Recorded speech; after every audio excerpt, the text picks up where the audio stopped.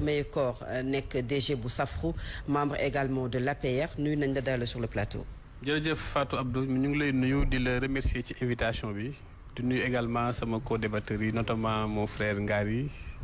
Assane et Pape Mamadou.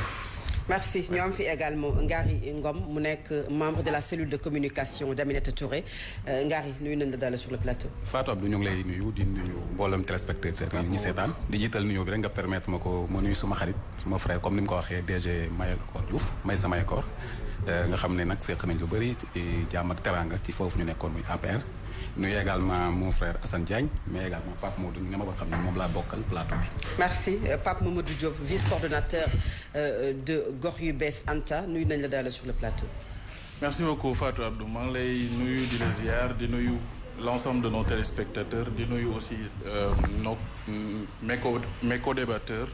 di am yaakaar ne dinañ am waxtaan bu amal njëriñ Sénégal yi. Assane Diagne membre de la société civile nuyu nañ la yow it Assane dalal sur le plateau. maa ngi lay fay Pape Abdou Fatou Abdou et di nuyu aussi ñëpp ñi nga xam si ñoo ñu seetaan à travers la chaîne Sen TV et nuyu aussi suñu co-débatteurs yi am solo mooy yaakaar nañu ni dinañ fi am débat bu am solo. bien sûr alors ni ma ko waxee OFNAC IGE Cour des comptes rapport yi daanaka yu ci bari génn rawatina bi nga xamante ne mooy bu Cour des comptes ak IGE bi nga xam ne la ñu ca wax jëm ci Aminata Touré ci foofu la ñuy dooree ak Maysa Mayakor aujourd'hui est-ce que nekkul contre-feu bu pouvoir bi peut-être bëgg a indi ndax li nga xam ne moom moo fi am jur coow askan wi gis ko muy rapport Cour des comptes moo tax ñuy yeewu daanaka démb gis IGE bu ñu wax ne épingle ne Aminata Touré. waaw merci beaucoup Fatou Abdou bon je dois dire nag que ne pour information boobu noonu amaguma ci lu ma wóor ak fan la jógee ak ban niveau de maturité la am. waaw parce que nag aussi suñuy waxtaan aussi je pense que dañuy wax ci loo xamante ne maîtriser nañu ko en tout cas j'ai eu l'information comme quoi que il a été épinglé dans le passé pour presque environ 2 milliards. mais amaguma ci vraiment lu ma leer mais man soo ma ko permettre li ma bëggoon ñëw d'abord mooy ñu ñëw sur le fondement de ces corps de contrôle parce que tey jàpp naa ne amul benn sénégalais bu war a suspecter le président Macky Sall mu nekk un acteur qui nage dans la mauvaise gestion ou bien loo xamante du bonne gouvernance parce que bu ñu xoolee rek ay intention et mieux même ay actes yi mu posé bi mu ñëwee au pouvoir rek léegi andi OFNAC ITIE initiative pour la bonne gouvernance des ressources extractives nga xamante ne créé nañ ko depuis 2003 mu adhéré ci Sénégal depuis 2013 Cour des comptes bi ñuy wax nii nga xamante ne ñu ngi ko créé woon suma jumoon su Diouf en 1999 en son temps il n'avait pas beaucoup de prérogatives mu renforcer les prérogatives par une loi en 2012 ba pare yokk seeni pouvoir donc kooku tey nañ ko nangul sa volonté d'inscrire le pays dans une bonne gestion mais nag njaboot la du ma taxal kenn mais ce qu'on doit éviter politiser ce rapport-là ba bu ko def un bilan de gestion alors que le rapport de la Cour des comptes par essence ay orientation c'est quoi corriger tendre vers la perfection éviter que l'État ne soit pas lésé pour que les populations mën a gis seen bopp sur les politiques. alors loolu est-ce que pour ñu nangul leen ko du woon fekk ne les corps de contrôle ñu épinglé te mu far ak yéen ñu gis au moins une suite judiciaire par rapport à eux mais gis nañu ne toutes les personnes yi nga xam ne dañu leen a tudd ci ay rapports corps de contrôle au contraire dañu leen di sax promouvoir taxul peut-être nit ñi yaakaar ne da ngeen di làq doom parfois dóor doom bay feeñal yenn dossiers yi bu ci mel ne bu Aminata Touré. bon loolu d'habitude mooy argument de taille bi opposition bi di servir mais li ma bëgg a fàttali beaucoup d'administrateurs de structures transigent remboursent te kenn yëgu ko c'est-à-dire Sénégal malheureusement dañoo toll à une époque boo xamante ne loo gisul ci internet tu dis que ça n'existe pas mais il y a des gens qui ont leur dignité je rappelle aussi que cour bi loolu da ko jël en compte encore que du recommandation yëpp lañ jox une orientation judiciaire et même bu amee une orientation judiciaire c'est pour permettre à ce que ñu jox ko un juge d'instruction pour ñu permettre la nga défendre parce que déjà dina am un premier rapport contradictoire avec la Cour des comptes mais même information judiciaire ne veut pas dire que tu es épinglé complètement. Il y a la présomption d'innocence mais c'est pour que un juge puisse prendre les dossiers approfondir ko mais en tout état de cause il y a beaucoup de Sénégalais pour répondre à votre question qui transigent qui remboursent de par ces rapports. donc dañ koy nguntu voilà kenn du ko yëg alors bon du en fait nit ku nekk am nga sa dignité ci loolu lu texte ak loi may la waaye Sénégal. mais transparence pour transparence quand même su fekkee dañu épingler une personne mettre ko sur la place publique bu fekkee dafa rembourser wala dafa aw ci beneen yoon da ngeen ko war a wane comme ni ngeen ko waxoo cette gestion sobre et vertueuse. en fait épingler bi c'est un mot consacré mais en réalité épingler nit il faut que mu nekk à la suite d'une procédure judiciaire ñii ñëpp tey c'est des soupçons moo tax rapport bi ne man joxe naa ci telle orientation chambre financière wala une orientation judiciaire mais il n'est pas avéré que loolu ay faits yu réel la il faut que ñu approfondir ko je les disculpe pas mais aussi pour sénégalais yi xam ne du lu rapport wax rek loolu moo fa ne. alors très bien Ngari également Aminata Touré parce que foofu la ñu dooree ci IGE bi nga xam ne génnee na démb bokk gis nañu ko ci quotidien yi réponse Aminata Touré jàpp ne aujourd'hui ñi nga xamante ne ñoom ñoo jot a jaar conseil économique social environnemental ñoom nañu def conférence publique c'est-à-dire pour ñu auditer leen mais est-ce que loolu moom moo doon réponse bi ñu doon xaar ci moom aujourd'hui fu ñu ko tuddee ci li nga xamante ne moom mooy 2 milliards de francs CFA 150 millions boo xamante ne pour la presse ou son image kenn gisul xaalis boobu mu ñëw servir Sénégalais yi cette réponse Fatou Abdou jërëjëf damay remercier d'abord loolu fi nga tàmbalee léegi parce que bu ma déggee ngay poser question bi ki nga xam ne mooy sama vis-à-vis di directeur may sama école da nga am na loo wax nga ne est-ce que du ku nekkutu la ngi yéen rek ni ma ko dégg moom ngeen di ji tuuma moom également mu wax am solo je pense que tey IGE est rattaché à la présidence de la République sous l'autorité du président de la République su fekkee ne IGE boobu moo mën a génnee rapport moom mi nekk ci biir état bi mënu ko amu ci information bu wér xëy na wéra di information bu mel noonu war nañ ko xoolaat mais damay ñëw ci lenn parce que bu fekkee IGE dafa dépendre ci sous l'autorité du président de la République président de la République mën a am rapport bu mel noonu buy tiiñal soxna Aminata Touré mun koo jiital bien après le rapport du IGE mun koo jiital def ko tête de liste kenn déggul rapport boobu ñu toog ba dernier moment madame Aminata Touré génn ñetti fan ñetti fan mu génn ne sama diggante ak président Macky Sall c'est une page que j'ai tournée la page est définitivement tournée ñu mun a toog di ko waxi rapport IGE foofu la xel di teeyee loolu noonu nag ñun liñ ci jàpp mooy luñ ci gëm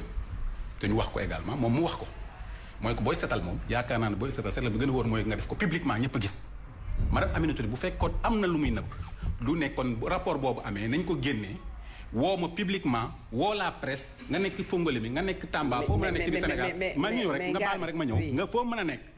nga mën non seulement ñu saytu ma mais saytu ka ma fa fekkoon ak ka nga xam ne moo ma fa wuutu ñun ñëpp ku ci nekk andi sa nga li nga xam ne mooy say argument ak say preuve ñu xool kan moo def ak. mais ña ko fa fekk kon nag ngaari ñam fa fekk ak ña nga xam ne ñoo ko wuutu kenn tudd leen. est-ce que du diversion parce que on parle de la gestion de Aminata Touré pas des autres. non mënul nekk diversion xam nga li ma lay wax rek foog naa ni vraiment leeral sa bopp mënul ëpp weesu loolu wax naa ko fi léegi. je pense que tey rapport Cour des jeunes c'est une sorte de diversion politique encore une fois par rapport à li fi xew ne kët ne de jonn ñëpp teg seen bët xale bi nga xam ne politique sa intéressé ko sénégalais lambda bi nga xam ne mosul wax waxi politique day wax waxi rapport bi am barki de mondial te ñu épinglé ci koo xam ne bu fekkee day wër ku ñu épinglé soriwu ko moo ngi ci wetam foofu ci biir chaque jour moo ngi ci wetam autour du table gouvernemental mais également mbokk gorom la muy Mansour Faye je pense que lii yëpp day rek fàttali loolu liir yëpp dara wund ko lu faire oublier Mansour Faye par rapport au rapport Cour des comptes loolu mooy fulaay fay loolu mooy li nga xam ne moom la sénégalais di xaar pour ñu wax ci ndax moo ne kët ne jon dañu ne lii nga xam ne sénégalais yi yow mi nga xam ne dañ laa tëj yaa ngi Thiès mënoo ñëw Dakar yow ñu tëj la yaa ngi Tamba mënoo déplacer dem beneen région yow ñu ne la mënoo too dox ba 20 heures yow ñu ne la dajaleel sa li nga moom ñu boole ko ñu ñëpp ba ci suñuy 30 milliards ñu dajale ko ñooñu mën a toog def lañ ci neex Cour des comptes mi nga xam ne c'est un corps de contrôle boo xam ne bu indépendant non mais damay wax parce que quand parlant l'un comme l'autre seen liggéey parce que tey jii ku nekk xam na ni IGE indépendant du président de la République mais xam nañ ni Cour des comptes est indépendant du président de la République donc kon tey dafa am lu nga xam ne kooku nga xam ne kooku buy setal na setal kooku nga xam ne moom mooy Cour des comptes mi génne li ne weng ni jot Sénégal yëpp di ko méttalu ñu bëgg a naxasaale xool lu ñuy wax ak lu ñuy andi ci kanam nit ñi pour jéem leen fàttalu loolu moo fi dul amee te loolu encore day wane encore une fois que gis nga madame Aminata Touré bu fekkee parce que dafa déclarer ni sa page avec le président de la République est fermée et tourée d'elle xam naa bu dépendoon ci moom rek du demee noonu même dañu ko war yoo xam ne war da ci am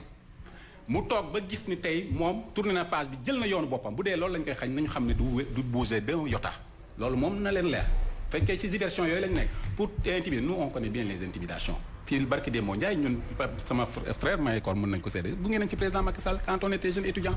fii au commissariat quand il a été accusé de 7 milliards taïwanais pour blanchiment. Et vous rappelez ça? Non, mais on l'a vu quand même. Ah ouais. Non, mais attends. Vous le rappelez pour l'an.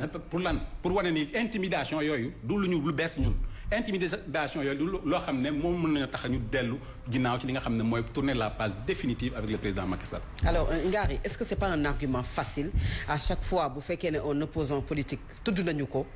ci wàllu njuuj njaaj ngeen ne dañu utiliser les corps de contrôle à des fins politiques comme ni nga ko waxee nii et cette réponse aussi bu Aminata Touré wax naa ko sànq et maa ngi koy répéter que ne moom la ñu laaj ay preuve la nit ñi soxla peut-être bu fekkee ne loolu ñu nga xam ne génn na ci quotidien yi moom mu communiquer ci wér na au lieu que muy tudd ñeneen ñi nga xam ne ñoom la bokkaloon conseil économique social environnemental xam nga Fatou Abdou man wax naa la ko léegi kuy ragal a feeñ ku am looy nëbb doo woote li ne fàng ni jeex ñëpp li ko jeex la ma wax dafa leer dafa ne waxuma rek sax nañ ma càmbar man mais nañ ma càmbar boo xam ne dañuy andi presse andi ñëpp ñuy xool Sénégalais yëpp di ku foofu ku nekk fu nga mën a nekk nga mën a gis lii moo am ak leen ma amul teg ci yokk ci ne buñ ñeem rek ci man nañ jël ka ma fa fekk ak ki ma fa bàyyi ñu xool ñu ñëpp kan moo ci nekk koo xam ne dangaa luubal wala yaa ngi doxalee ni nga war a doxalee noo doxal donc yaakaar naa kooku moom amul tey lan lu muy nëbb te nañ waxante dëgg nag Fatou Abdou xam nañ ni madame Aminata Touré bu fekkoon ni koo xam ne depuis 10 ans de règne musuñu ko dégg mu traîner des casseroles bu tax dëgg rek a neex yàlla fii ku fi traîner des casseroles du ministère de la justice en passant par la primature au conseil économique social nga jóge fa jiite tête de liste nationale d'une élection législative nga jóge fa toog benn xëy nga ne kat man de gis naa ni sama ànd ak kii wan naa ko ginnaaw nekkatuma ca ñu xëy génne la nga xam ne mooy rapport boo xam ne présidence lañ ko toog très bien alors Assane reddition pour reddition est-ce que aujourd'hui waru leen également ni ngeen ko defee rapport bi démb la ñu ko fësal moom également elle a communiqué ci rapport bi demander la lumière ci li nga xamante ne moom la ñuy wax ci 2 milliards ci Aminata Touré bu fekkee ne rek da ngeen koy def de manière naturelle ak ñi nga xamante ne moom mooy rapport Cour des comptes. Non mais bien sûr et que man la grande question que je me pose mooy ban rapport moo épinglé Aminata Touré parce que ba léegi ñun ñoo ngi nekk ci wër rapport donc yéen société civile yéen a ngi ciy gëstu. ñoo ngi gëstu parce que aussi doo ñëw nga ni rapport nga puiser juste benn élément. sànni ko noonu ci kaw table ji si nit ñi di si spéculer ñoo ngi xaar ba léegi rapport IGE sur l'état de gouvernance et la reddition des comptes ñoo ngi koy xaar ñooy xaar aussi rapport annuel Cour des comptes bi nga xam si ñoom waroon na génn 2018 génn 2019 gisuñu ko 2020 gisuñu ko donc dañuy jékki-jékki si indi ñu rapport 2021 kon jàpp nañu ni xëy na ni ñu doon commencé ñoom ñaar di échanger de bons procédés xamoon naan du wéy parce que aussi démb ñoo nekkoon ensemble ku nekk di ragal sa bopp sa ginnaaw mais buñ ca génnee tey on est des adversaires mais il faudrait après maintenant kenn ku ne lu ma xamal sa morom ma génn ko. kii nee na ni 2 milliards war na ko leer moom lañ koy jiiñ kenn mu ngi fàttali les fonds taïwanais donc du coup man en tant que sénégalais c'est là où vraiment j'ai peur pour mon pays. J'ai peur pour mon pays parce que ki ñuy tuumaal ni naan ko ay 2 milliards. mais barki dem moo Ndiaye moo jiite woon seen coalition ci élection législative yi. donc man du ma comprendre franchement dama naan ñun Sénégal on est mal barré suñu réew fan lañ jëm donc président de la République créez-vous des institutions ñëw tiim loolu dëgg si tànkam tey kii nekkatul ak yow nga bëgg ko génne mais fan la rapport boobu nañ ñu won ban rapport la ñu génne ko. et effectivement aussi dans la reddition des comptes comme ni nga ko waxee parfois baax na. parce que la justice est rendue au nom du peuple. baax na aussi askan mi ñuy xam. parce que suñu ay dërëm la de. saabu bi ma jënd ci boutique bi saako ceeb bi ma jënd diwlin boobu noonu taxes yi ñu fay jëlee moom la ñuy wax noonu di ko compter di ko xayma naan ay 2 milliards ak ay 7 milliards. et que loolu amal nañu njëriñ ñun askan bu ñu ko delluwaatee mais benn nit rek ñëw ne ko tungaañ ki moo ko ne maa ko yeyoo maa ko mérito sànq loolu moo fi war a jeex. et à tous les niveaux donc muy ki nga xam si yow yaa jiite ñu dénk la jox la suñuy koppa ngay gérer ak ki nga xam si yow yaa fa nekkoon démb tey nekkatuloo fa li ñuy soxla daal ba soxla ko mooy suñ la dénkee askan bi jël seen kii jox la ay privilèges jox la ay prérogatives ngay dogal si seen i tur am na yaakaar ne tey loolu war nga ko def ci anam bu gën a rafet anam bu gën a selle. très bien Pape Mamadou lan mooy position bu gox yu bees Anta ci situation bi Aminata Touré dañu jot ci information démb ak tey épinglé par le rapport de l'IGE. Merci beaucoup Fatou Abdou. D'abord man j'aime bien mettre le contexte. Déjà wax Sénégalais yi ne rapport mooy permettre ñi nga xam ne ñoo ñu jiite ñu xool ndax seen yorin jaar na yoon wala jaar yoon li gën a doy wax nag mooy rapport yi nga xam ne moom mooy génn day révéler ay problèmes yu bëree bëri déjà sur le niveau de notre administration parce que boo xoolee rapport bi génn dans le cadre du Covid peut-être danañ ci ñëwaat daal ci gën a xuus mais imaginez rapport boo xam ne génn na mais après les faits maanaam gars yi sàcc nañ lekk ko jàllale génne xaalis ba mu rees daal da nga jàpp ne rees na gars yi nee nañ du rees un an et demi après ñu soog a wax ne mais rapport génn na jàpp na sàcc mais ça ne sert plus à rien c'est pour ça qu'on doit réformer notre administration pour que les choses soient à temps réel dès qu'un détournement est en cours toutes les signaux d'alerte ñëpp xam ko et puis ñu jël les mesures qu'il faut maintenant affaire Aminata Touré bi bon naturellement je pense pas que Aminata Touré mi ngi ci opposition bi parce que fii gars yi xam nañ ne Aminata Touré s'il y avait pas ce problème avec Macky Sall il ne serait pas épinglé par aucun rapport. mais Aminata Touré mi ngi ci opposition bi. non Aminata Touré nekkul ci opposition bi. parce que dafa am problème ak Macky Sall ñëw ci opposition bi.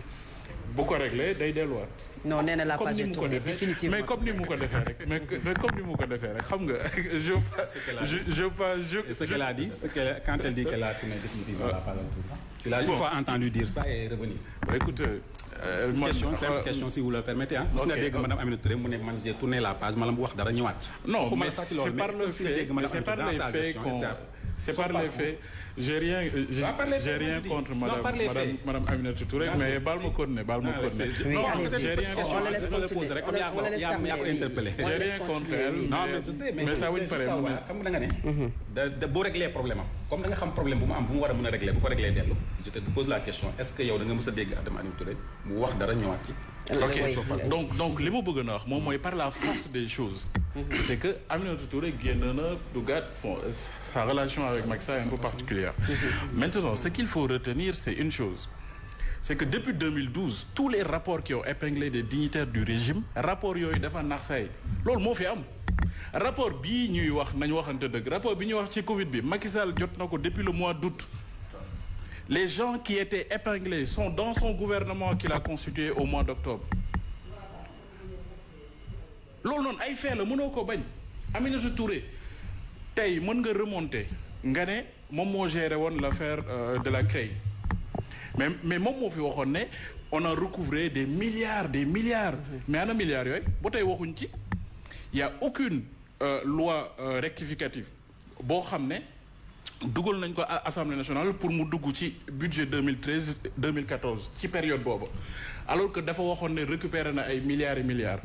rapport fekkoon ne rapport mënoon na génn foofu mais parce que dafa àndoon ak Macky Sall Ngom wax na sànq ne 10 ans de kii amul kii mais 10 ans yëpp dafa ànd ak Macky Sall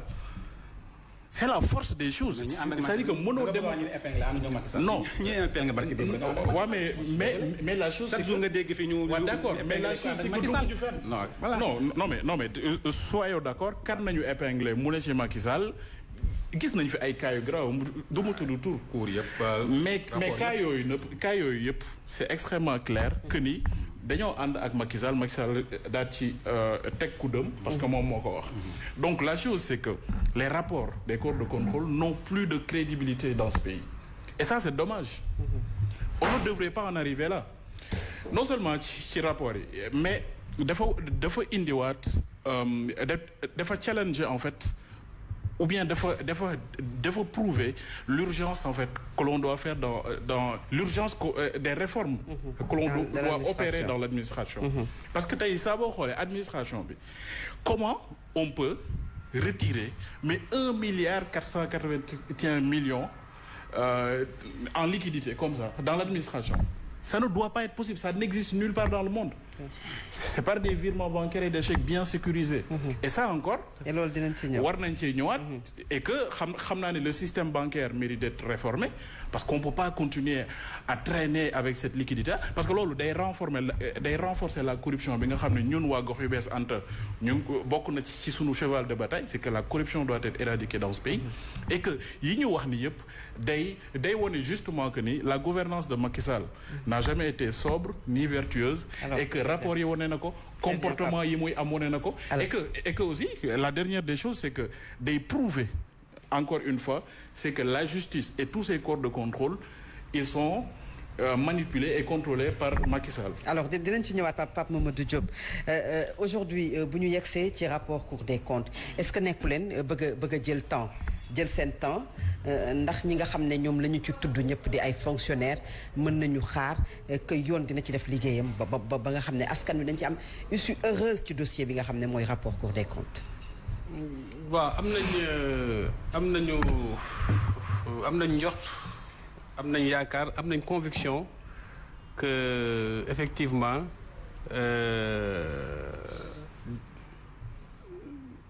dinañ examiner en profondeur le rapport damay wax encore une fois de plus rapport de délibération. lu ñuy examiner te. non c'est-à-dire tey. le rapport est clair hein. Voilà. Question réponse même les DAGE. non li ñuy wax da nga gis ne dañu ko bind ci rapport bi. non je suis désolé tey par exemple tey man j'ai vu bon la synthèse am na partie synthèse rapport bi mais am na ñu apporter des réponses contradictoires mais la Cour juge que sa réponse bi doyuma man sa réponse ne me convainc pas donc lii laa jàpp mais ça se règle où au prolongement soit judiciaire wala ñu obligé la ne la bokk dans la chambre financière tu paies encore une fois de plus rapport de délibération définitive sur des faits voilà loolu aussi il faut ñu leeral ko il faut mu am une poursuite ndax day am poursuite judiciaire ñu permettre la nga ñëw layoo andi say preuves xóotal ko wala boog ñu ne la da nga def ay fautes de gestion lii nga luubal nga accepté ne da ngay fay wala boog ñu ne la procédure yi parce que même le rapport là am na ñoo xamante ne liñ leen di tuumal mooy comme ni ko Pape Amadou waxee manipulation de l'argent physique sans pour autant mu jaar ci ay chèque voilà chèque wala virement c'est-à-dire maanaam ngay retirer directement mais loolu ça veut pas dire que da nga def détournement encore une fois de plus mën na nekk une porte nag à ça mais du point de vue factuel nga manipuler de l'argent retirer directement ne veut pas dire que da nga def ay luubal encore que si c'est des réponses man yi ma gis am na ñoo xamante ne ils te disent voilà contexte bi dama Covid dama def lii même si ça ne tient pas en fait li ma bëgg wax foofu rek mooy que ne bu ñu defee rapport dañ lay interpeller li nga tontu ça ne veut pas dire que yow li nga tontu ñoom bu ñu ko jëlu en compte wala bu leen doyul rek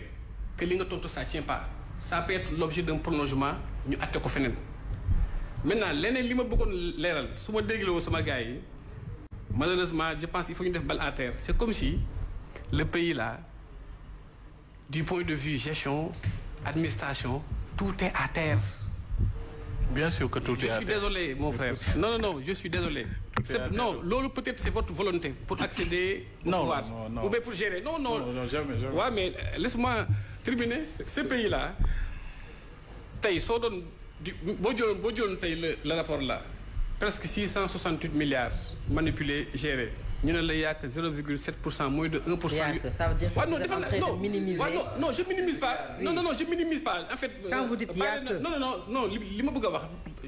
xeebuma même bu doon 1 franc la comme ni ko notre ami de la société civile waxee. noonu rek ngeen koy waxee naan xeebuma même bu doon mais au fond. ku leen dégg dafay mën na jàpp est-ce que ne da ngeen a xeeb. non li nga xamante ne moom yàlla xam na ne xeebuma mais dama nekk dans une logique argumentaire ma bëgg ñu déglu ma. le rapport là nekkul de 99 ba léegi tous les rapports des cours des comptes c'est des rapports à charge parce que l'objectif c'est pas pour déceler les bienfaits c'est pas pour déceler les bonnes actions c'est pas pour déceler les bonnes pratiques l'objectif c'est de corriger de rectifier de tendre vers la perfection pour que le pays ne soit pas lésé et non ma ñëw rek et que le contribuable se retrouve davantage sur les politiques c'est ça l'objectif des rapports maintenant loolu su amee nga bëgg jël un rapport nga bëgg ko def un bilan de gestion. Qu'est-ce qui a été fait? Non mais bon. Les rapports sont en train d'être clôturés. mais nee naa la sànq tey yow peut-être mën nga ko bañ a xam à votre niveau mais man tey waaw non defal ma ñëw rek dañuy waxtaan man tey qui est administrateur de société j'ai vu que dans le rapport on a épinglé des directions yoo xamante ne pour 2 niveaux kenn ki dañ ne ko booy fay contrat TVA bi da nga ko war a jël bu ko bàyyee am na ñoo xamante ne dañu def erreur de gestion ñu bàyyi ko waa ji demul reverser ko keneen kii ñu ne ko yow récupérer nga TVA bi mais au niveau des impôts ba tey gis la nga delloo ko fa mais man tey en tant que gestionnaire de structure loolu nga yaakaar ni du ma si jàngat le rapport. waaw mais non ma ñëw non ma ñëw pour non ma ñëw non dafa depuis 1960 yéen a ngi jàngat depuis 1960 dañu jàngat dañu suivre mais na leen déglu le rapport dafa am rôle didactique tey man su ma sukkandiku ci loolu ba defuma erreur boobu noonu mais loolu aussi dafa bokk ci objectif rapport c'est dissuasif day yeete day jàngale encore que wax naa ko sànq. les rapports se suivent je minimise pas non ma ñëw rek je minimise pas non ma ñëw rek. est-ce que kon am na lu ngeen ci def comme jéego. la perfection loolu ça tient pas la route. Il y a beaucoup de corrections qui ont été faites. Les administrateurs de société. d'année en année nañu remboursé quoi. non gars yi sàcc nañu remboursé. léegi ngeen dem sàcc Pape ñu déglu bàyyi waxu sàcc. xale yi sàcc ginaar parce que. non je suis désolé. ngeen jël leen tëj leen ci kaso. xam nga aussi le débat là c'est contradictoire nañu déglu rek. argument yi peut-être mën na leen bañ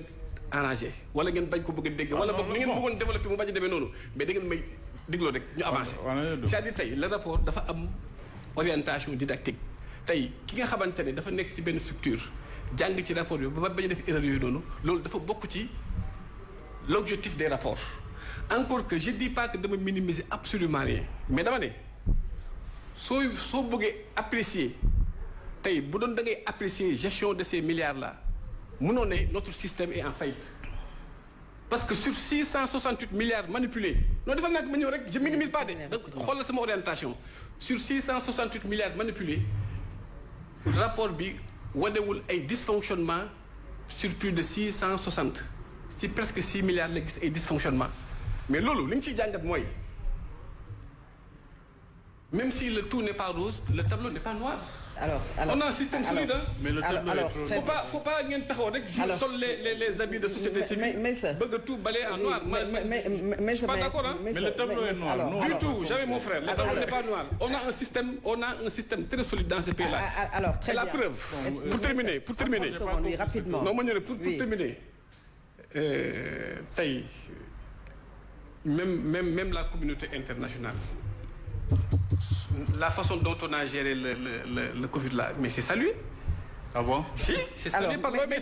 loolu li muy wane mooy non ma ñëw c'est une référence. mais bien sûr. alors c'est une très bonne référence. alors loolu li muy wane xam nga c'est quoi mais samay koor dinañ ñëwaat alors et puis ça conforte le rapport ça montre que à 92% mbir mi def nañ ko fi ñu ko war a def. très bien ñu ngi ñëwaat alors ñu ngi ñëwaat non c'est pas parce que da ngeen bëgg que tout soit noir tout est noir. s'il vous plaît alors Ngari gis nañu leen c'est-à-dire bu ma nee yéen Aminata Touré ci manifestation mi nga xam ne sunu milliard du reste mi ngi ca woon est-ce que aujourd'hui dina nekk à l'aise pour continuer ce combat mi nga xam ne moom moo ñeel rapport Cour des comptes. mais effectivement absolument Fatou Abdou moi je pense que tey bu rapport bu toll mel ni amee ñu doon xaar tey gouvernement bi jël ay responsabilités wax joo xam ne du minimiser mais day xam ne lii faute lourde la da ca war a taxaw pour que askan bi am ci satisfaction defu ko mais c'est évident que nit koo xam ne dégg na gis na ne société civile woote pour que Cour des comptes ñu def liggéey bi ci war mu dem taxaw fa loolu c'est madame Aminata Touré en personne et ça incarne même sa personnalité par rapport ak li nga xam ne mooy taxawaay bu Moussa am Fatou Abdou loolu mënul nekk loo xam ne bett na kenn ci madame Aminata Touré te loolu je pense que da koo def rappelez-vous madame Aminata Touré lan lañ ko njëkk a jox comme responsabilité gouvernementale lu tax tey PDS sax boo tuddee madame Aminata Touré tey ñu bëgg a dee maa ngi dee gis si benn émission démb waaye ne ko PDS lan mooy seen problème madame Aminata Touré lu dul parce que moo yoroon tey gestion li nga xam ne moo nekkoon moo amoon en charge est-ce que du attitude bi amoon aussi moom moo tax non mën nañ ñëwaat ci attitude bi parce que mënoon na gérer sans pour autant quand même yenn kaddu yi ñu koy dégg ci moom non mais kaddu yu mu ci mës a wax c'est des kaddu responsables qui n'ont jamais été personnels n'a jamais eu de cadeau en tant que ministre de la justice man j'étais dans le cabinet de madame Aminata Touré je n'ai jamais vu aucun de ses propos yoo xam ne dafa génn jël cadeau jubale ko ci PDS au contraire dafa am loo xam ne dañ ko jàppe woon comme une demande sociale yàlla def ñu jël nguur gi ñu teg ko fa am ci moom yaakaar mu doxal bu mat sëkk nëbbu ci dara et pour revenir wax na léegi ay milliards yi ñu xam ne dañ ko recouvrer woon mais madame Aminata Touré pour te dire que amul leen lu muy nëbb dafa woo la presse rendre compte par rapport à maintenant nag Maïssa dafa déjà dafa wax léegi lu am solo. mais est-ce que loolu manqué bi pour xaalis bi ba nga xam ne non la mu war a def. parce que moom am na lu koy wane ni dugg na suñu kii moo naan mooy c'est de voter une loi de règlement. une loi de règlement loi nag moom nag nekkuloon député ministre la woon ku nekk ak li nga waroon dafa am. dafa am responsabilité fu mu yemoon en charge. dafa am ana xaalis fu mu dugg kon non s'il vous plaît c'est que xam nga du moom li mu war bu amoon lu muy nëb mooy du recouvrir ñëw ne recouvrir nañu mais nag loi dafa permettre ñi nga xam ne ñoom ñooy comme ni ko may sa expliqué tout à l'heure sénégalais ñoo leen déglu de non s'il vous plaît xam sénégalais may déglu parce que lu ma fekkee la waxuma loo xam ne fekkee non je dis boo nee yow da nga recouvrer xaalis ay milliards ci bitim réew ya xam si Karim Wade moo ko waaw mais boo ko récupéré waaw kuy am na da ngay voter loi de règlement pour que mën a dugg suñu gafaka réew non kan moo war kan fu mu dugg waaw mais attends foofu laa lay waxee si vous me permettez man tamit ma ñëw je pense que le débat est contradictoire mën nañ déglunte su ko defee sénégalais yi mën ñoo dégg aussi dama ne li ma wax dafa leer dama ne madame Aminata bi mu amee en charge la gestion CREI à l'époque ba mu defee la mu war a def am fa mu ca tolloon da doon woote pour xamal sénégalais yi fii laa ca toll état nag continuité dafa am loo xam ne ci justice lay dépend am loo xam ne ministère des finances ko yor am loo xam ne assemblée ko yor ainsi de suite ba ci président de la république ku ci nekk nag da nga war a def sa responsable dox te je vous rappelle que c'est après avoir été ministre de la justice que lañ ko def primature donc je pense que s'il avait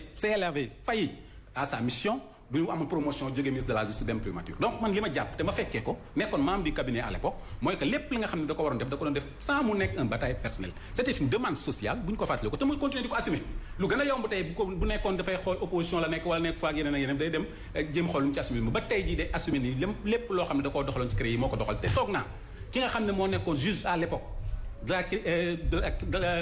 bu CREI ne moom madame Aminata la ci gis Aminata Touré koo xam ne moo jëloon affaire bi au sérieux mosu ko ci woo di ko ci demander defal ma lii defal lii te kooku il est tey autonome nekkatul sax ci camp bi moom ci biir politique bi kon pour vous dire madame Aminata Touré franchement bu ñëpp defoon ni mu def kon tey xëy na kenn waxul yii du ñu nekk ci Cour des comptes li am solo nag Pape Abdou ñu war koo wax te mooy fula muy fayda muy que ñi nga xam ne dañ leen tuumaal te Cour des comptes wax ci ñoom buñ fi toog di ko jéem a minimiser parce que lu ndaw mënul ndaw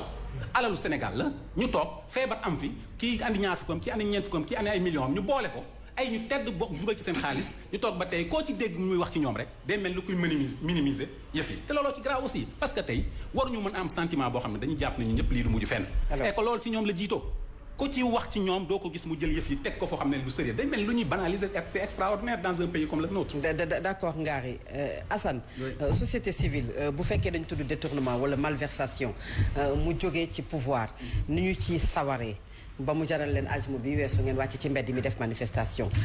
ñu bari jàpp ne souvent du mel noonu quand on parle de l'opposition boo xam ne tudd nañ ko ci njuuj njaaj ARMP fan yi weesu am na ci ay maires yoo xam ne épinglé nañ leen te maires yi dañu far ci li nga xam ne moom mooy opposition loolu également lan ngeen ci tamit déjà damay tàmbali par jaajëfal ñëpp ñi xam si ñëwoon nañu si rassemblement bi ñoo xam ne lii c'est le rassemblement des Sénégalais ñoom ñoo ñëw ñi nga xam si ñoo doon dund Covid bi ak métit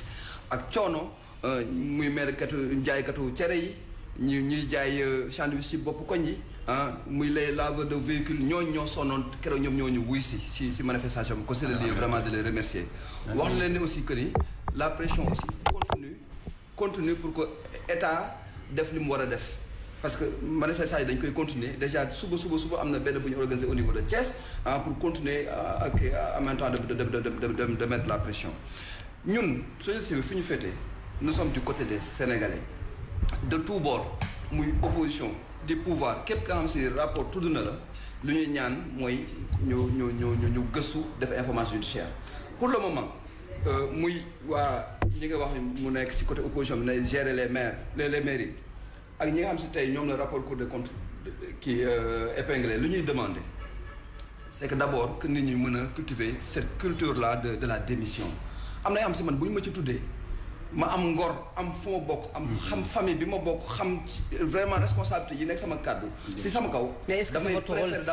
mais est-ce que c'est votre rôle là de les pousser à démissionner est-ce que c'est rôle la loolu. bien sûr on les appelle suñu premier on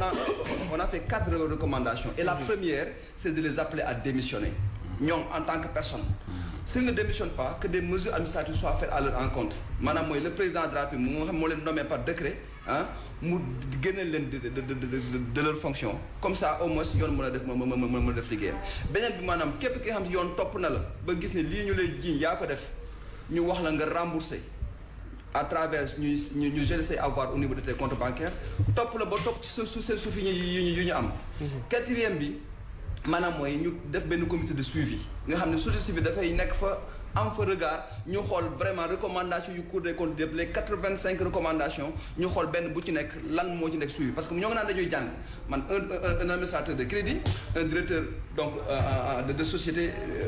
nationale bu ñëw taxaw ni moom xamul ni day war a prélever TVA avant muy fay man. j'ai peur on n'a pas dit ça. oui même bu la neexee non ne me fais pas dire ce que j'ai pas dit. même bu la neexee mais dama ni. dama lay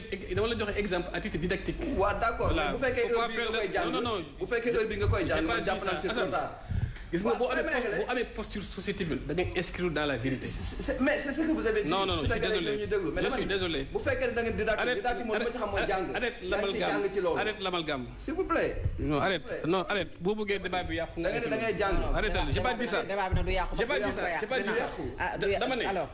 les rapports. bu fekkee moment bi ngay jàng c'est trop tard. dama ne les rapports ont une orientation didactique. vous le laissez terminer. dama la wax rek. mais vous le laissez terminer. les rapports ont une orientation didactique. alors vraiment bu ma wax loolu ma wax. merci beaucoup comprendre naa li nga wax. kon kay kon avancé spécifiquement da nga ni. j'ai pas dit spécifiquement pour moi. man maa wax. alors mënu leen yàq du ma ko bàyyi aussi. non vous le laissez non mais bàyyi ba bu pare vous prenez bu paree nga wax. non loolu quand même moom mooy débat mais mënul chaque mot bu mag nga ba ko dagg aussi. prélever TVA. c'est pas ça en tant que directeur c'est pas ça. moment bii dañ koy jàng man pour man c'est trop tard et on est très mal barré. c'est loolu laa wax jógee foofu aussi. mu ni rapport kii Cour des comptes ak ARMP yu bëri dañuy instruire à charge effectivement et que bëgg nañu au moins que bu fekkee dañu instruire à charge waaw ñooñu ci tudd nañ leen leeral. mais qu'est-ce qui en est fait qu'est-ce qui en était fait depuis ñu commencé plus je rappelle que Macky Sall est là depuis 2012 on est en 2023 il y a combien de rapports qui sont sortis bari na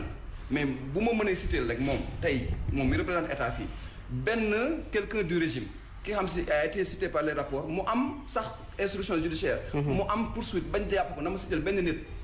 on est je prends en témoin les Sénégalais yu ñuy regarder moom na ma citer te rapport yi ñoo ngi génn chaque année et ñoo ngi épinglé des gens du régime na ma citer benn nit li nga xam si vraiment tudd nañ ko et vraiment ak ñeneen ñi nga xam si ce sont des présidents alors sànq dama ñëw ci le fait que aujourd'hui la société civile li ñu koy gën a dégg mooy loo xamante ne dañu ci tuumaal mbiru pouvoir parce que quand vous appelez à une manifestation ñi ciy gën a gis mooy ñi nga xam ne ñoom ñoo fare ci kujje politique yi naam ci société bi lañ bokk surtout cette société civile mais le fait que ñu leen di gën a gis ñoom ba mu jur des rivalités politiques boo xamante ne entre des leaders de l'opposition je prends le cas de Pape Djibril Fall hué malmené loolu également est-ce que du dénaturer combat bi nga xamante ne ci ngeen nekk. xam nga boo njabootee di nga am njaboot gu ayub di nga am njaboot nga xam si ñoo ngi tegu si yoon ñun bu ñu woowee Sénégalais yëpp yi nga xam si ils ont été impactés par la Covid la ñu woo et effectivement parmi ces Sénégalais ñun bëggoon nañu et on a dit président Macky Sall su bëggee déglu Sénégalais lu ñu dund na président Macky Sall ñëw kon on l'a pas exclu si communication yi ñu doon def on a demandé à ce que le président Macky Sall na ñëw déglu ou bien boog na yónnee ñu ko déglu kon on n'a pas exclu les gens du pouvoir kon bu fa waa opposition ñëwee ils sont les bienvenus parce que aussi ils ont été impactés maintenant nag la ñuy ñaawlu mooy loolu fa am parce que am na ñenn ñu féete ci benn boor ñaa xam si peut-être xëy na jàpp nañu ne képp ku àndal ak ñoom da nga leen contre xëy na ñoom ñu indi vraiment ces histoires là yoo xam ne ñoo ngi koy regretter et que vraiment on a été voir Pape Djibril ñu daal di koy masawu ci loolu mais li ci am solo ba am solo mooy sénégalais yi ci boppam ñoom ñoo kii ñoom ñoo am problème ci Covid bi Sénégalais ñoom ñoo ñu wuy si et que lépp li nga xam si am nañ fi ay jafe-jafe ci biir rapport yooyu nga xam tudd nañ ko. que mu nekk ñi nekk ci mairie yi que mu nekk ñi nga xam ñoom ñoo gérer état li ñuy demander mooy ñu leeral.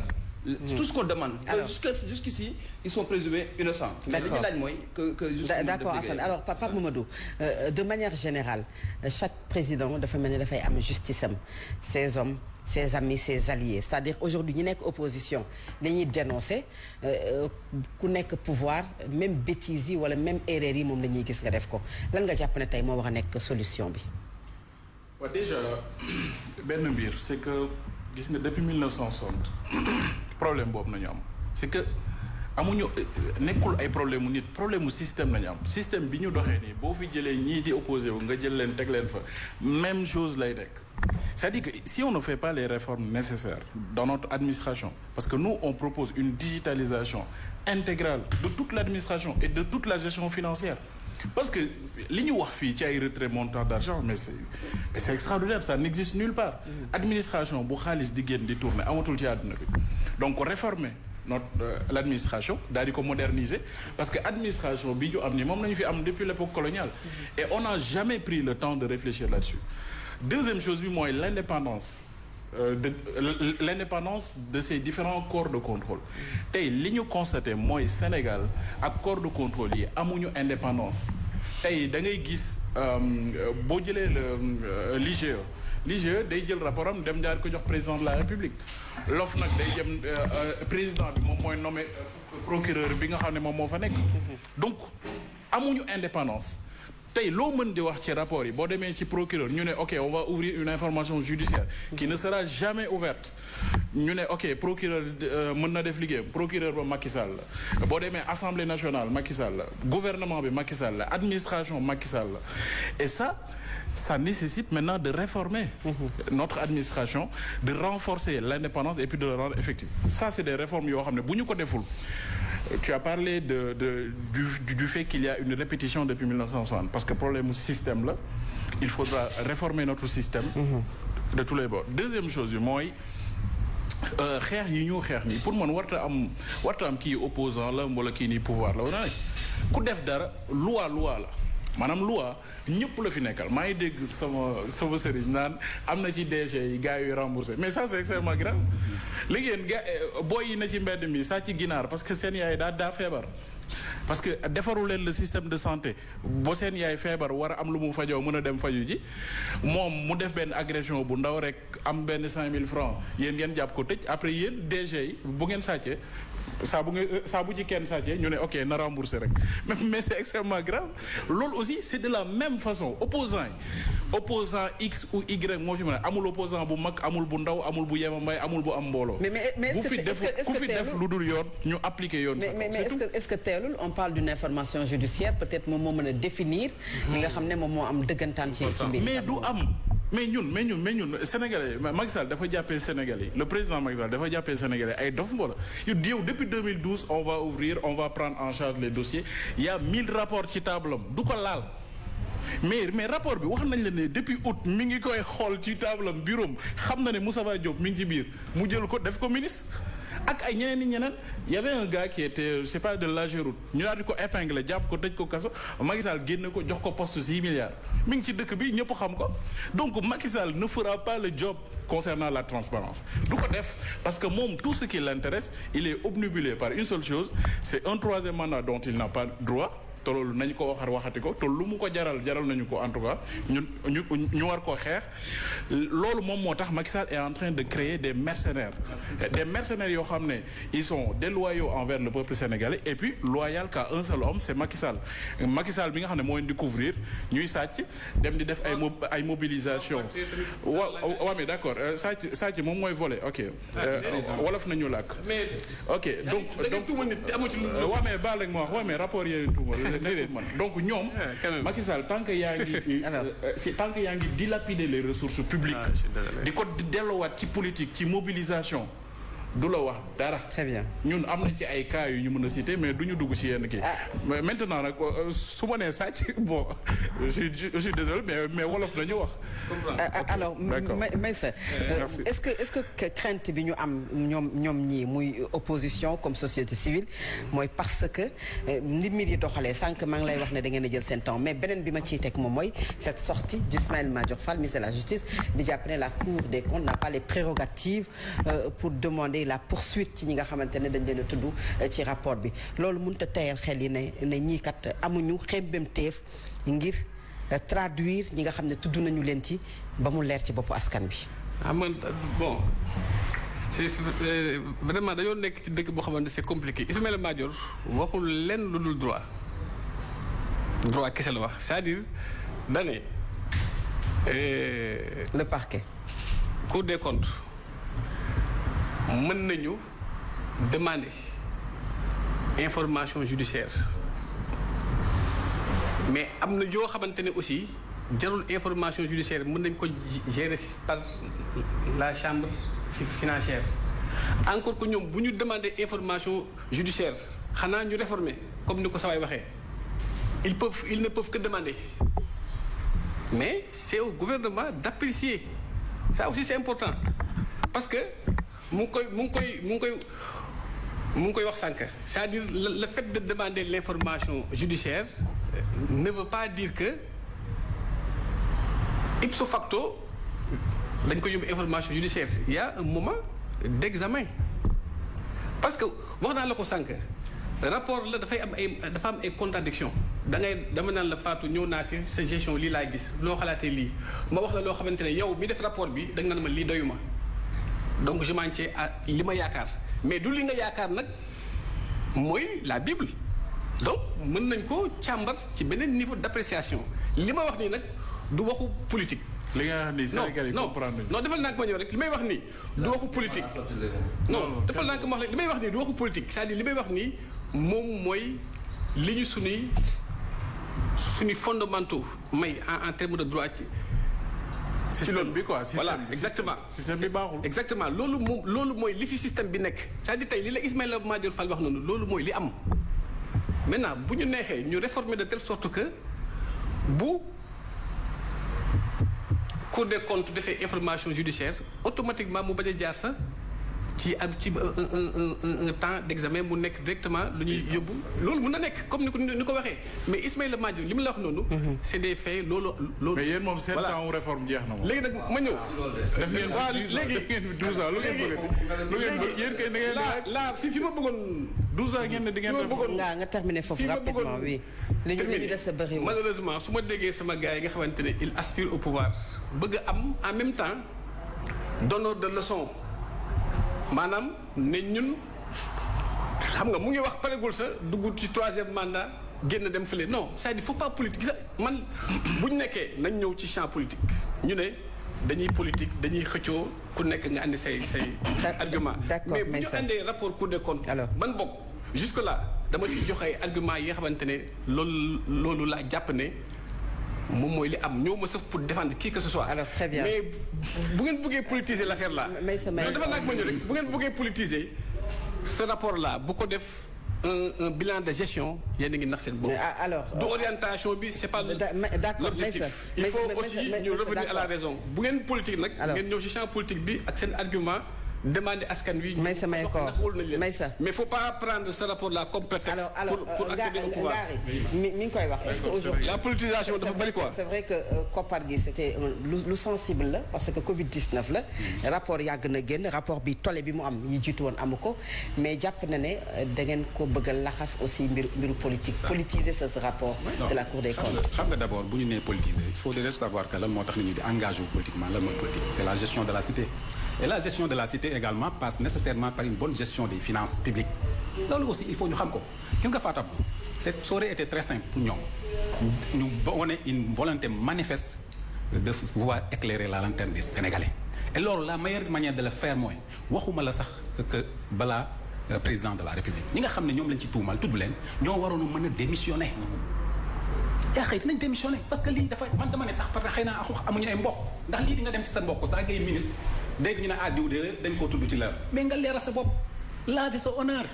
fexe ba ku fiy nekkati xam ne loo fi mën a ci defati Cour des comptes ñi nga xam ne dafa habilité à faire des contrôles bu ko defee da ngay yoon day dal sa kaw su ko defee du ñooy mais li ci garaaw mooy te foog naa olof moo koy wax ku ndóbbi ndey sa maam boo gisee li ñuul ngi daw donte picc la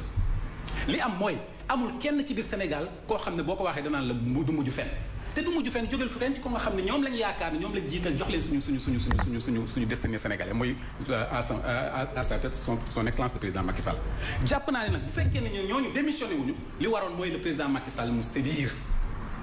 ñett yooyu nag ñaar yooyu yëpp gisuñu ko lu ñu gis mooy kenn koo xam ne yàlla dafa def ngeen di ànd ba jeex na woon na la ginnaaw nee na la bokkatuma ak yow pare naa tourné naa la page amoo leen loo def lu génneel ko rapport pour IGE boo xam ne ñoom ñi nekk ci biir sax xamuñu ko dégg rek lañ ci am ce pays là il faudrait que les gens soient un peu plus sérieux il faudrait que nag ñu xam ne que Sénégal non xam nga bul ne ñeen fii le président de la République mooy moom moo nekk président s'il te plaît non xam nga boo bëggee def am Khalifa Sall ci Mimi Touré responsable la mën a Khalifa Sall mais waxutoon non xam nga mënoo koo wax loo te laajoo ko yow est-ce que laajoon nga ko mais waxu est-ce que da nga koo gis ci télé ñu invité ko ñu ne ko waxal ci Khalifa Sall mu ne waxuma ci lii ñu jiin ko li war a nit nag aussi da nga koy nangul tamit quand même yow xëy bu la neexee nga am opposition boo bokk jàpp ni madame Aminata Touré bokk le combat mais comme ni nga gën ko légal ci opposition xëy na xam nga nag les apprentis politiques nag parfois débattre ak ñoom day xaw difficile loolu ngay xaw a wane ci biir tey mais nag non mais au moins il y a un minimum de règle boo mag yow dend booy wax dama lay déglu au minimum de respect mooy que bu may wax tamit nga may ma yeggali après naa la may nga yeggali maintenant nag li ma bëgg a fa waaw c'est un débat mais nag booy coupé dafa am un peu de décence même boo daggee nit ki mu war a rebondir bàyyi ko mu rebondir pour Sénégal yi d'accord allez-y nga li ma doon wax léegi mooy c'est dommage parce que Anta moom ñi fi nekkoon bee passé duñu woon comme yow mais par contre li ma bëggoon wax foofu mooy bu fekkoon ñun Sénégalais lii dafa am ni kët ni jon ñu gis président Macky Sall son excellence ci boppam jiite tous les Sénégalais war a nekk au-dessus de tout le monde et que nekk gën a am pas-pas waru yaxanal li nga xam ne mooy koom-koomu réew rawatina koom-koom boo xam ne ñii dañoo dajale seen fukk ak seen ñaar fukk ak seen ñeent comme ni ma ko waxee li ko waroon mooy mu am taxawaay bu responsable par rapport à ça qu'il démissionne suñu démissionnel moom mu sévir mais nekk fii vraiment di ñu andi ay cours rapport des cours des comptes boo xam ne ay cours IGE te cours des comptes ne fi wee nga waxagul ci vraiment c'est alors très rapidement yéen également le premier ministre recevoir na leen lan la ñu mën a retenir ci rencontre est-ce que amoon na njariñ dem déglu le premier ministre d'autant plus que wax ngeen gis nañu le président de la République déjà discours à la nation du président bi nga xam ne moom la doon def mu waxaale ci li nga xam ne moo jëm ci rapport bi xam nga boo nekkee ci kuréel dafay bari ku nekk day ñëw ak sa position li am solo ba am solo mooy ñu bari dañ ne woon a jarul ñuy dem parce que en tout cas président de la République depuis mois d'août jot na rapport bi entre-temps voté nañu fi loi de finances entre-temps nommé na fi gouvernement bu bees et cetera donc c'est-à-dire que ni gis nañu ni il avait carrément le temps pour mën a instruire lépp lu muy saytu quoi mais le fait juste de prendre tout ce temps là depuis 5 mois ñun jàpp nañu ni xëy na voilà day gën a guddal jël rek et soo defu nag li muy nar maanaam mooy rapport yi ko jiitu ni mu ko defoon ba teg ko ci ay concom mais nag loolu boobu nañu bii pas du jàll cette fois-ci moom suñuy milliards du reste parce que bii dafa ñëw ci contexte bu particulier li tax ma wax loolu mooy et que xëy na on n'est pas là pour citer des responsabilités mais dama jàpp moom en tant que président de la République si boppam nga ñëw contexte bu mel ni am nga woote ñëpp woo société civile woo opposition woo pouvoir woo même les chefs traditionnels woo leen ñi leen que Sénégal est en guerre ñu wàññi la lépp jox la facilité yëpp suñ demee maintenant ba ci am jafe-jafe yu toll nii man pour man moom moo waroon jóg comme le chef de guerre montrer le bon exemple ni lii kat kenn du ma ci jàmm puisque ni dama gars yi dañu doon dund ci ay jafe-jafe kon lii dinaa taxaw leeral ko ba mu leer naññi waaw man Thiès laa dëkk su ki taxul ñu tuddee ñu ñëpp nitu Thiès moom mi ni woon ndox buy fay taal kenn du ko jeex quelle est sa responsabilité dans ça est-ce que nekku ne parce que jeexuñu moo tax jafe-jafe yi am kon yooyu yëpp man bëgg naa tey bu ñëwee keroog ndaje bi li tax ñu dem fa parce que mënuñu woon ñàkk dem parce que la politique de la Sylvie n'a jamais arrangé les choses moo tax ñu dem wax nañu premier ministre mais dañu exiger à ce que 4 points yooyu ma wax léegi ñu mën ko d'accord temps bi moo jeex mais Pape Mamadou ci adresse à la nation bi quand même le président de la République wax na ci te am na lu ko jiitu conseil des ministres bi nga xam ne mi ngi instruire le premier ministre ngir ñu xool saytu bi yoon mu wax ne dañuy amal ay concertation ci rapport bi est-ce que jàpp nga ne c'est le moment de parler de concertation ngir rapport bi wala loolu dañu ko waroon a dépasser. Bon dans la conscience politique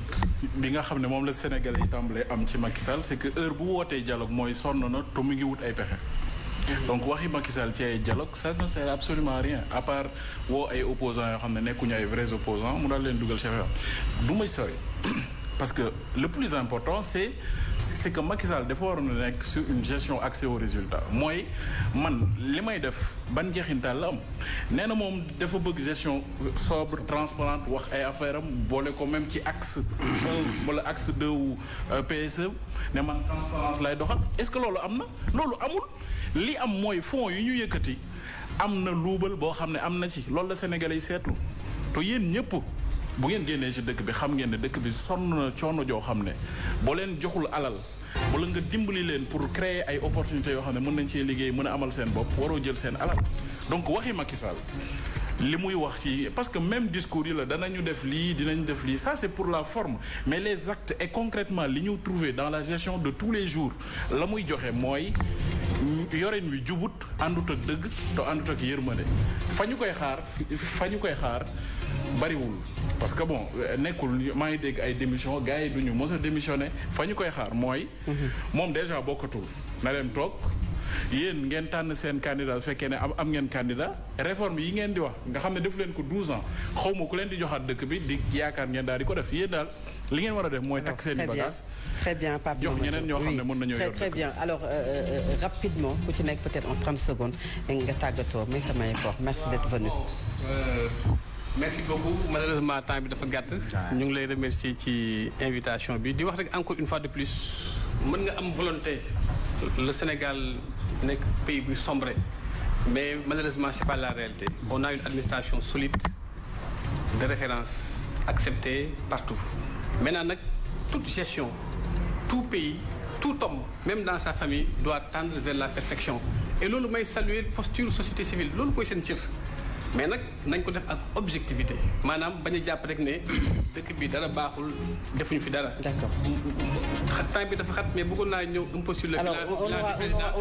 mais peut-être dinañ am beneen temps en tout cas maa ngi lay remercier di remercier également sama co-débatteur alors Assane merci bon sama waa ji nag moom bon maa ngi koy mélanger sànq ba tey ci Mimi son leader. alors mais gëm naa ne lii Pape di wax am na solo parce que tey. ah bon j'espère que ni ma permettre. temps bi jeex su fekkee daf may interpellé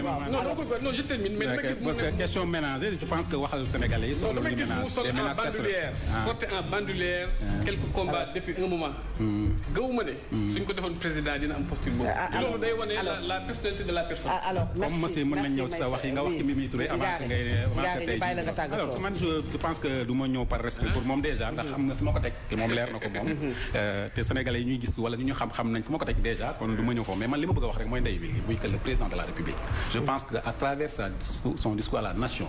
lépp lu mu wax te waxul woon ni man maa ne woo je suis en phase de pour un second dernier mandat waxul leneen waxul dara leneen li mooy Cour des comptes bi nga xam ne dafa lu ñuy naan ay tombé waral ay gaaf cour rapport dinaa fi jóge fexe ba organiser des élections libres et transparentes mais fexe ba képp ku ñu tudd ci cour xaalis bi nga xam ne mooy luubal bi ñu fexe leeral ko balaa ma fiy jóge ndax 14 mois rek ko fi dese yow rek lañ noo xaalis